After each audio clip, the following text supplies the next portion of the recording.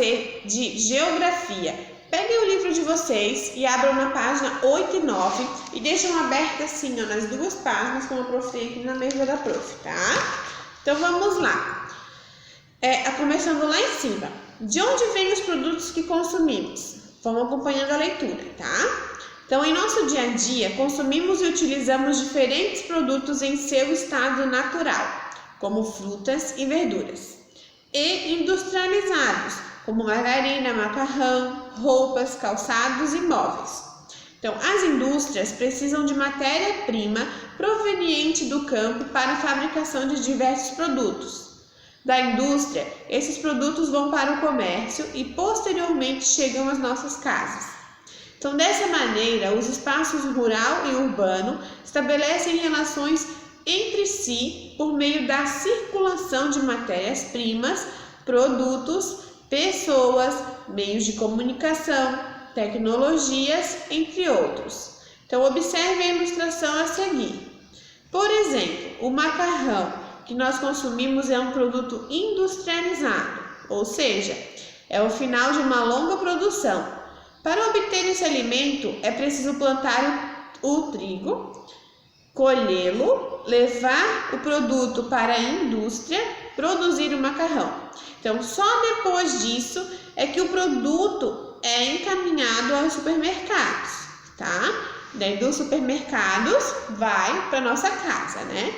Então, ali, algumas indústrias se instalam próximo a fazendas para facilitar a relação entre elas, de modo a ter acesso a matérias-primas provenientes da agricultura, da pecuária e do extrativismo, tá? Então, ali, ó, ali tem um quadradinho, um retângulo que está escrito é verdade. As matérias-primas utilizadas para agroindústrias podem ser transformadas para serem consumidas diretamente pela população, como os laticínios e as carnes, ou podem fornecer matéria-prima a indústrias, né, como os curtumes, que processam o couro para a produção de calçados. Então, isso é verdade ou isso é mentira? Então, deixa eu colocar verdade ou mentira, tá? Muitas indústrias de laticínios, por exemplo, instalam-se junto às propriedades rurais produtoras de leite para viabilizar a fabricação de produtos derivados, como queijos, iogurtes, manteigas e outros. Isso acontece também com as agroindústrias canavieiras, produtos de açúcar e álcool e os frigoríficos. Então, ali, observe a ilustração, certo? Então, é o mesmo ciclo, né? Vem do campo, vai para a indústria e vai para os supermercados, tá? Então, ali na página 10 e 11, nós vamos então conhecer o processo de produção, a circulação e consumo de outros produtos que consumimos, tá? Então, como são produzidas as cadeiras, como esta em que vocês se sentam aí na casa de vocês e aqui na nossa escola também. Temos também as cadeiras de ferro, né? Mas a prof vai falar agora das cadeiras que são produzidas com madeira, tá? Então, ali, primeiro, no espaço rural, onde se pratica a silvicultura, silvicultura é a exploração madeireira decorrente do cultivo de árvores, tá? Então, ali, as indústrias madeireiras são responsáveis pelo corte, armazenamento e tratamento da madeira para que seja comercializada para as fábricas de móveis. Depois, para chegar até as indústrias madeireiras, como as fábricas de móveis, a madeira precisa ser transportada. Geralmente, esse transporte é feito por caminhões. Agora, lá embaixo. Na fábrica de móveis, a madeira é transformada em cadeira, passando pelos processos de corte, montagem, pintura e acabamento. Depois, é transportada para as lojas e comercializada. E por último, nas lojas, os móveis são comercializados para os consumidores que os adquirem para mobiliar casas, escritórios, etc.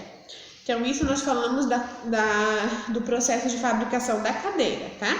Na página 11, nós vamos falar, então, sobre o processo de produção das camisetas, tá? Então, ali, no espaço rural, o algodão passa pelo processo de plantio, cultivo e colheita. Depois de colhido, ele é transportado para as indústrias têxteis, geralmente localizadas no espaço urbano.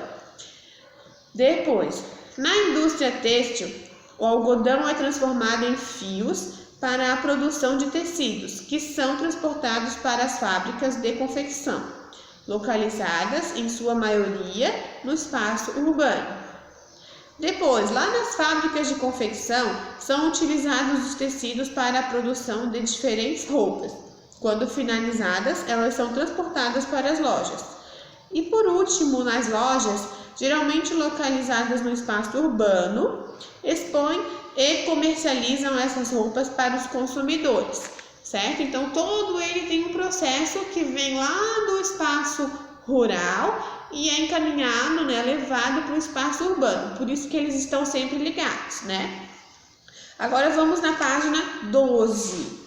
Lá na página 12 está falando sobre consumo consciente, tá? Você já parou para pensar em quantos recursos naturais são utilizados para fabricar os produtos sobre os quais estudamos até agora?